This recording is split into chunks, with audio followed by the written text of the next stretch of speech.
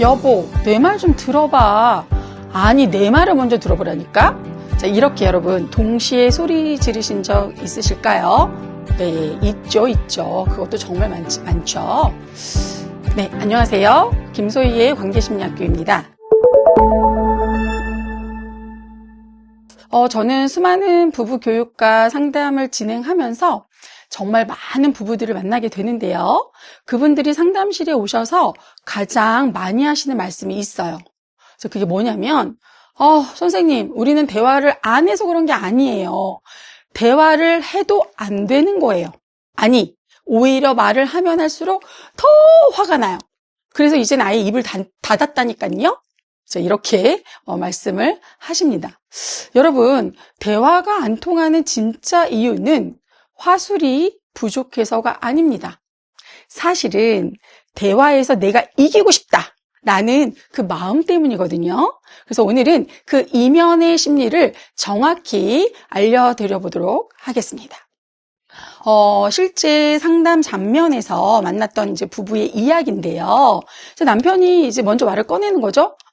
여보, 아까 내가 화가 났던 이유가 뭐냐면 당신이 애들 앞에서 나를 무시하는 것처럼 말했잖아.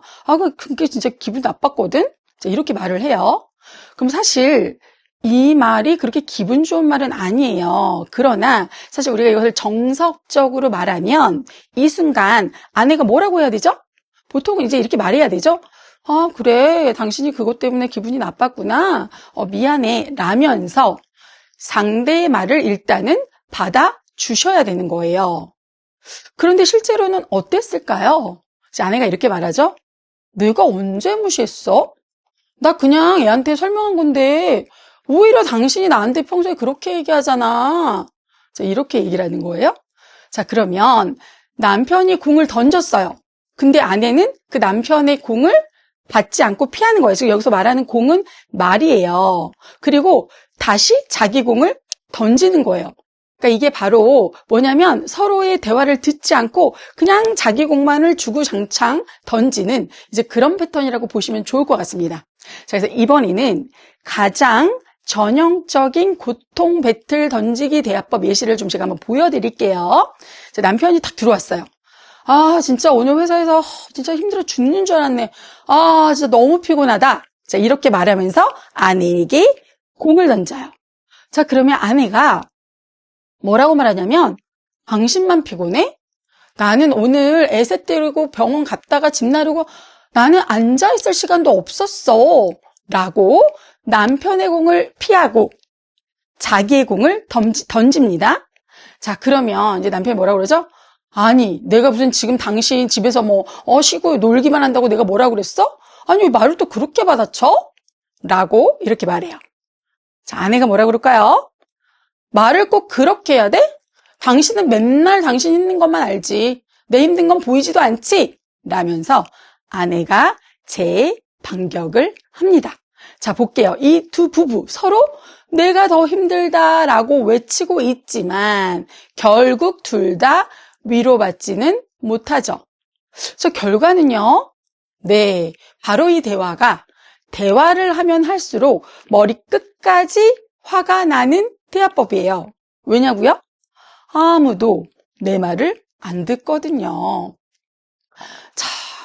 그러면 여러분, 부부 대화는 저는 캐치볼이라고 생각해요. 내가 공을 던지면 상대가 받아주고 다시 던져주는 거죠. 그런데 대부분의 부부는 동시에 막 공을 던지는 거예요. 그럼 공이 어떻게 되겠어요, 여러분? 다 바닥에 떨어지죠. 왜요?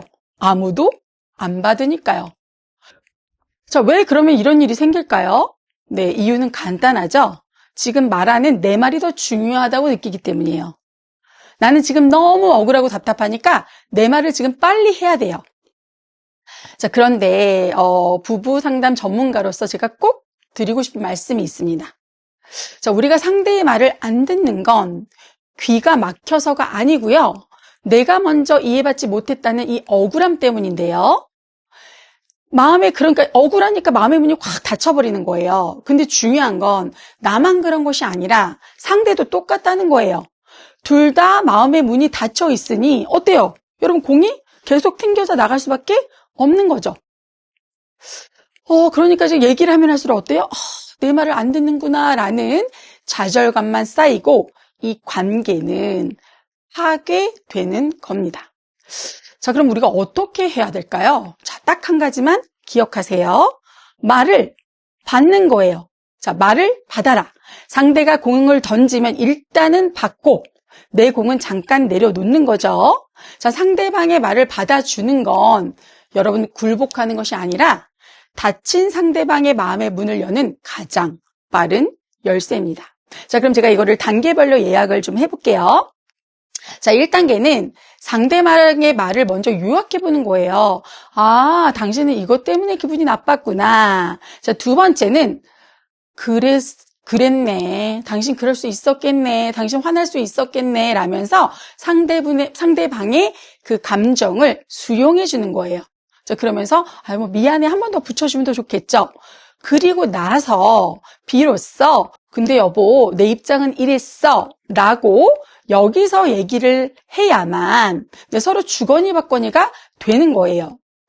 자, 아까 여러분 그 고통 배틀했던 부부를 한번 다시 모셔오보도록 하겠습니다. 자, 남편이 말해요. 아, 나 진짜 오늘 회사에도 진짜 힘들었어. 너무 피곤해. 라고 말해요. 자, 남편의 공인데, 자, 이 남편은 아유, 수고했어. 라는 위로를 듣고 싶은 마음으로 공을 던졌어요. 자, 그럼 아내가 이걸 받아줄 때 어떻게 하죠? 아유, 여보, 오늘 회사에서 유독 힘들었구나. 아유, 정말 고생했네. 그러게, 당신 어깨 축 늘어진 거 보니까 내 마음이 더 안 좋다. 여보, 진짜 너무 애썼어. 수고했어? 라고 이렇게 남편의 마음을 다독여주는 거예요. 자, 그럼 남편이 여기서 어떻게 되겠어요? 마음의 문이 열리겠죠? 그럼 이제 남편이 더 썰을 풀어요. 오늘 부장님도 막 예민하고 회의도 길어지고, 아유, 정신이 하나도 없더라고. 근데 당신은 오늘 어땠어? 애들 데리고 병원 가느라 고생했지? 라면서 남편도 아내의 마음을 좀 들어줄 준비가 되는 거예요. 그럼 그때 아내가 말하는 거죠? 맞아, 여보. 나도 오늘 애새 때리고 병원 다녀오니까 너무 힘들었어. 아유, 그래도 당신이 그렇게 알아주니까 나도 힘난다. 오늘 우리 저녁 먹고 우리 좀 쉴까? 그럼 남편이 뭐라고 그럴까요? 그래, 애들 시키는 건 내가 할 테니까 당신 좀 앉아있어. 자, 여기까지 들으면 이제 선생님, 너무 현실 부부가 아니네요. 동화 속에서 나오는 부부 같아요. 라고 말씀하시겠죠.